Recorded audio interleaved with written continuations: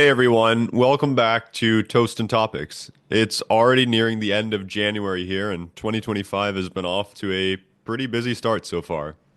Yeah, that's right. And furthering that theme, today we're going to revisit one of our favorite topics here on the podcast, the latest debates in trade policy. We'll focus in this episode on a few new angles other than what we've discussed with respect to trade already, the latest debates and proposals in the world of trade policy, and specifically what's driving the rhetoric that we're seeing today on it from the Trump administration. Then we'll try to understand some of the causes and effects of global trade imbalances. And finally, we'll conclude with some policy ideas to potentially help reduce these discrepancies, which we'll discuss more soon. That's right, we have a lot to come, so let's jump right in. We recently had the inauguration of President Trump just a few days ago in the US, and already his first few months in the White House are expected to bring some pretty far-reaching changes to global trade policy. And as we discussed in a prior episode, trade has been one of the most frequently referenced debates during this election cycle in particular, and it's worth just starting by recapping where things stand right now. So, Trump has repeatedly expressed a preference for using tariffs as a policy to create perceived leverage for deal making with international partners on both economic and non-economic issues. Recent announcements by the Trump transition team regarding cabinet and staff appointments reinforce the view that tariffs will be used extensively to pursue U.S. policy goals, and in particular to address trade imbalances. For example, the administration has proposed the implementation of a universal minimum tariff rate of 10 to 20% on Hmm. all U.S. imports and a separate tariff of 60% on imports from China specifically. Hmm. There's the possibility of additional tariffs on top of those in certain circumstances, including on imports produced by companies that move manufacturing out of the United States. And there's a chance of even higher tariffs on products being imported in key domestic industries, such as electric vehicles, regardless of origin. China has obviously been a key focus as well. During his 2024 campaign, Trump suggested imposing tariffs as high as 60% on all imports from China, which was a more aggressive stance on trade than during his prior administration. We had spoken about all of these issues just a few months back in our trade and topics episode. The policies that are being proposed to restrict trade are fairly consistently supported on both sides of the aisle right now, just in different ways. We had spoken about the differences in using tariffs versus subsidies in that episode, but in both cases, policymakers are emphasizing the need to provide either protection or support for key domestic industries so that they stay competitive. Under the Biden administration, for example, the Inflation Reduction Act introduced over 370 billion in subsidies for clean energy, which really did favor domestic production here in the United States. Once again, it does seem that this kind of protectionist trade and industrial policy is popular on both sides at the moment.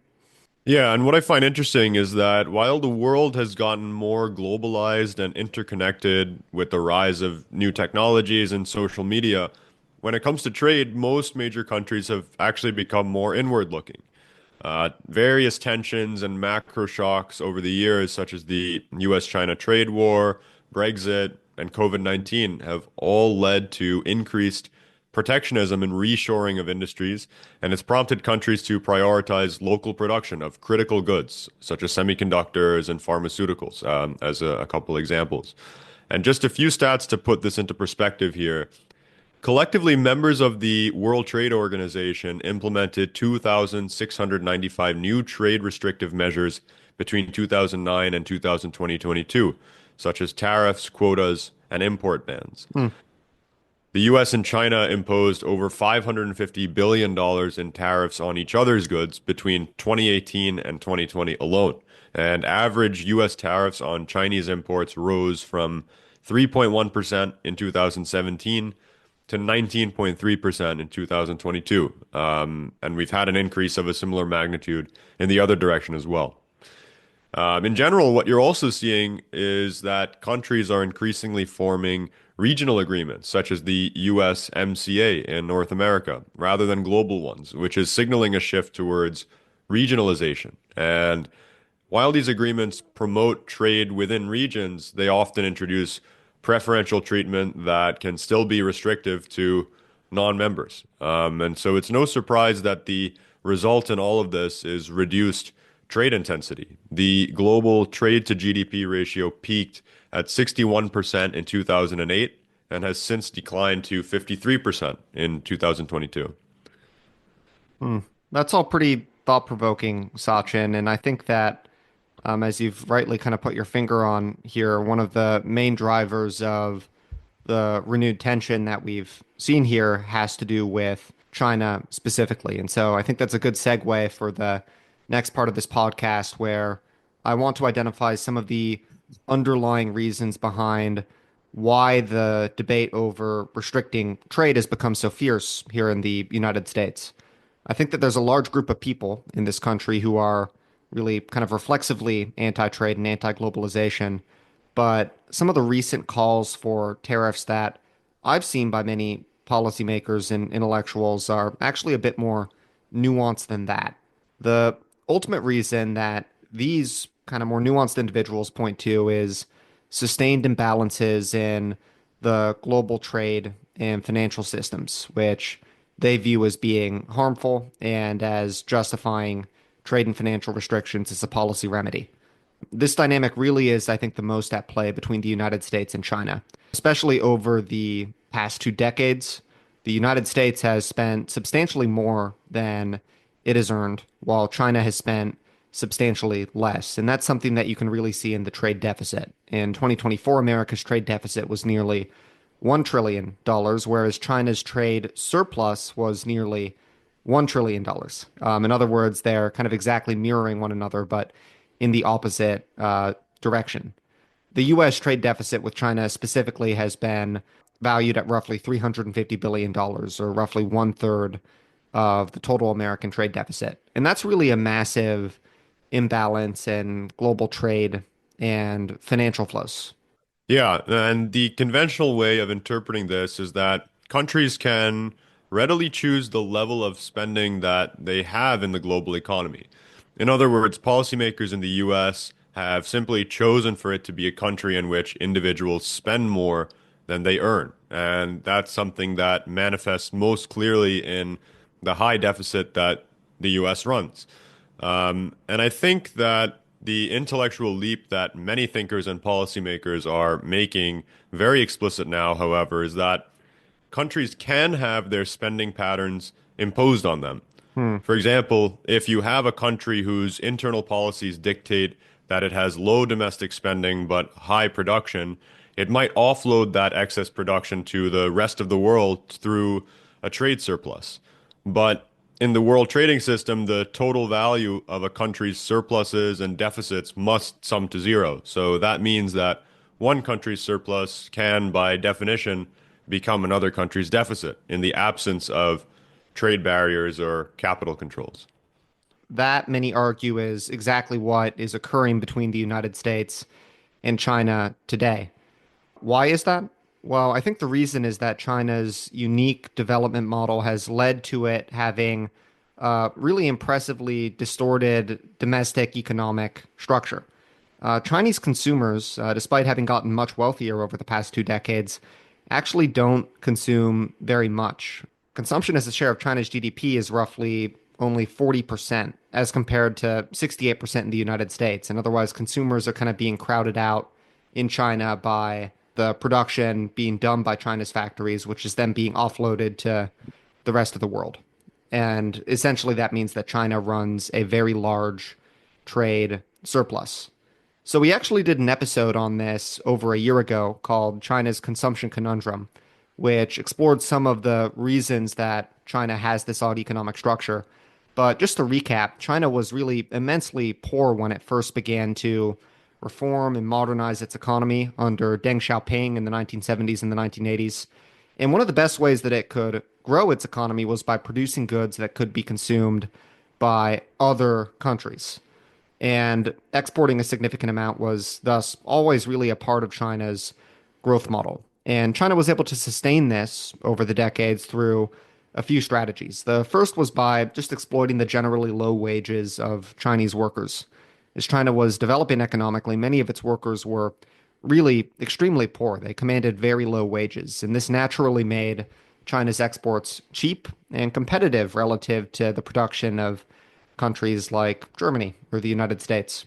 But as China has grown more wealthy, that strategy has become a bit less viable, and so they've also used some other mechanisms. For example, they've kept the value of their currency, the renminbi, artificially low relative to the dollar. And in doing this, China has essentially ensured that Americans using the dollar can buy more Chinese exports, while Chinese using the renminbi can buy fewer American exports. So it essentially assists China in running a very large trade surplus.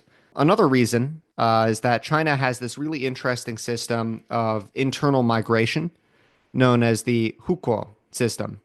Unlike the United States and most other countries, the citizens of China actually don't have a right to live anywhere within their own country. Instead, they're governed by this system that requires people to essentially receive permits to work in provinces outside of the one in which they were born. These permits are pretty hard to get, and that means that workers from rural areas in China often have to go to urban areas as undocumented immigrants, which limits their rights and kind of ensures that they are getting paid relatively low wages. And that's great for Chinese factories, but it's not especially good for Chinese people. As such, that helps to keep China's consumption pretty low. The final point to raise here is that China has historically massively subsidized many of its industries, and this has served to make them more competitive on the global stage, and then also served to juice up China's exports as a result of that. So all of these policies have basically meant that China is running absolutely massive trade surpluses. Its consumption is pretty low, but on the other hand, its production is really high and it's being absorbed by the rest of the world. That's really interesting, Ben. And following the global financial crisis, we did see a general decrease in demand for Chinese exports among the economically damaged developed countries. And during this time, China de-emphasized this strategy to some extent and instead focused on achieving growth via investments internally. But this investment-led strategy has also generated a huge amount of debt for the country and has limited returns. And I think that that's something we talked about in our prior episode. Um, and now that China is in the midst of a real estate crisis that has been in large part driven by these poor investments, the country's policymakers are beginning to shift back towards exports as a preferred means of growth. That's right. And that's prompted a lot of consternation in the United States and much of the rest of the world. While we've all learned in our economics classes that trade by and large increases welfare, this doesn't really fully capture what happens when trade is as imbalanced as what we're seeing right now between China and the rest of the world. However much American consumers might like cheap exports from China, there have been a variety of studies also documenting a quote unquote China shock, wherein cheap exports from China flood American markets and basically drive a lot of American industries out of business, which can hollow out industrial communities and cause economic displacement, unemployment, and a significant amount of unrest. Likewise, in order to pay for all of these imports from China, Washington has often run high levels of debt. China, for example, famously bought trillions of dollars worth of American debt in the 2000s. And that was, I think, in part as a result of this imbalance in trade that essentially can lead to an influx of money into the American economy that can cause pretty destructive asset bubbles. For example, I've seen some economists argue that the 2008 financial crisis was a product actually of the really imbalanced trade that the United States had at the time and the huge amount of debt that it was running during that period. And then the final reason that this kind of imbalanced trade might be harmful is just that China's race to dominate a variety of export industries could pose risks to national security. China at the moment accounts for a pretty stunning 33% of the world's manufacturing value added, which is just so much that people in other countries are essentially concerned that they're always going to be reliant on China for manufactured goods. For things like electric vehicles or semiconductors or solar panels, there's really been a push to chip away at the edge that China has. With everything you said, Ben, I think I do understand why many have been alarmed at the increase in China's trade surplus that we've seen over the past several years. I think that it also makes it worthwhile to discuss potential solutions to actually improve these persistent trade imbalances, just like policymakers are doing today. And I think that these solutions really fall into two buckets. One is to erect trade and financial barriers with China so as to make it more difficult to unload its surplus. And number two is to get China to reform its own behavior. Yeah, on that note, point number one that you raised, it's, I think, just worth making reference to the tariffs being proposed by the Trump administration that you cited earlier.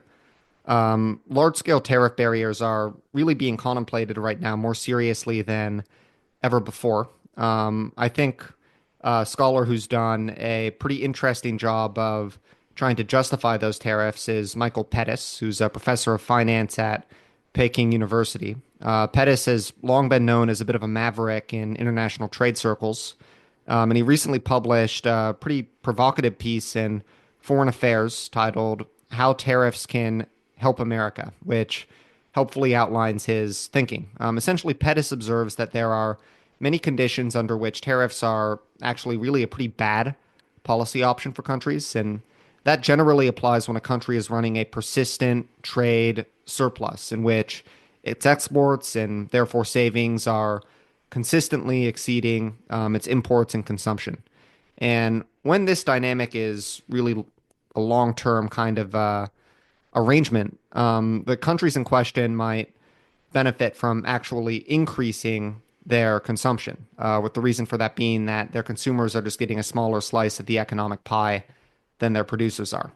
But under this kind of a situation, tariffs would actually decrease consumption for these countries by making their imports more expensive. And that, Pettis argues, is why, for example, the Smoot-Hawley tariffs that America imposed on the rest of the world in the 1930s were so disastrous. America was running a trade surplus at that point, and it actually would have benefited from increasing its consumption rather than erecting tariffs which decreased its consumption. Pettis points out, though, that the situation that's faced by the United States today is really quite different. We've already noted that America runs a pretty high trade deficit, and it's done so for much of the past 30 years. And Pettis argues that a trade deficit, and specifically the one that's being imposed on the United States right now, is kind of being imposed on America by China's own domestic policies, which means that the United States could actually potentially benefit more from decreasing its consumption and thereby increasing its savings. And then tariffs, by making imports more expensive and decreasing America's consumption, might actually, in the long run, restructure the American economy in a pretty positive way. And so, in the end, Pettis argues that tariffs actually might increase America's GDP by providing essentially an implicit subsidy for producers that could make up for the increased price of imports that would result from tariffs. And he suggests doing so by applying really blanket tariffs on all countries. That is interesting, Ben. And I think you and I both agree that this argument might neglect some of the transition costs that the US could experience from heightened trade barriers. Even if tariffs increase production and GDP in the long term, in the short term, they could be very expensive. For example, the Center for American Progress Action Fund calculated that the tariffs could increase costs for a middle-income family in the US by $3,900 per year. And more than that, China has been the main offender with its distortionary trade policies. Tariffs on much of the rest of the world seem especially overboard. Yeah, and that may make the tariffs that Pettis is proposing excessive. Blanket tariffs on all countries might not be called for, as you just said, Sachin, when China is really the country that is driving these persistent trade imbalances the most. But there are some other ways that the U.S. could attempt to create a more balanced trade relationship with the rest of the world and especially with China. And I think that the two most important mechanisms here are number one, some level of industrial policy. And that's something that we certainly saw under the Biden administration through the CHIPS Act and the Inflation Reduction Act, which allocated funds toward America's semiconductor and renewable energy sectors, respectively. And in many ways, these policies have been designed to bolster American industry in the face of intense competition from China. And over time, they actually might lead to a reduced trade imbalance there just by charging up America's export industry. The second way, which is a bit more difficult, it's one that we have less control over, would be to get China to rebalance its own economy. Essentially, China's own citizens, if they were to consume a greater share of what they produce, could decrease the level of excess capacity that China currently has right now, that it's offloading onto the rest of the world. And this isn't exactly a controversial idea in economic policy making circles. Economists have been proposing that China increase its consumption for years. And for it to do that, it would need to do things such as abolishing the hukou system that we discussed earlier.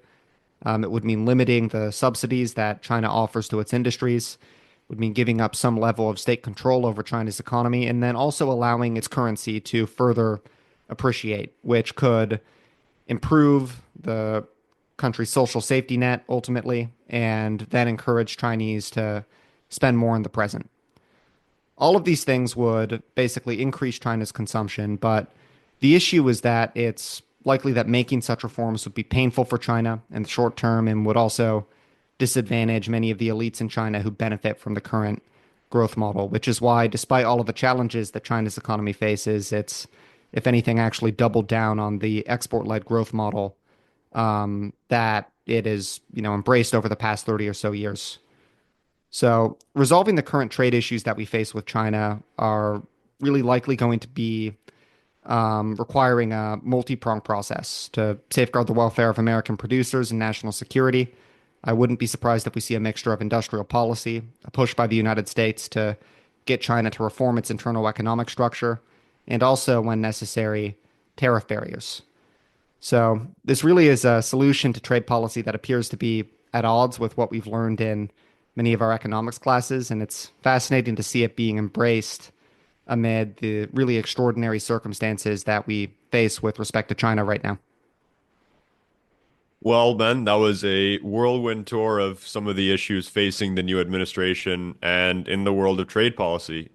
These are some really fascinating considerations, and I can only hope that whatever path forward we take does not entail too much economic disruption for any of us.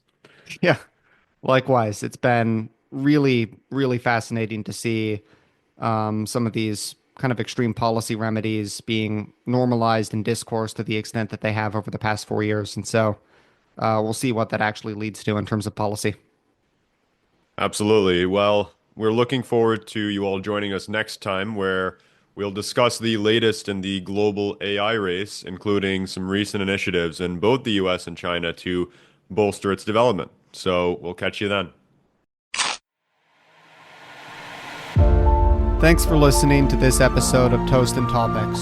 Before signing off, we wanted to disclose that the views expressed in this podcast are not representative of the organizations that we are associated with. If you learned something in this episode, please share it with a friend or leave us a review. Until next time.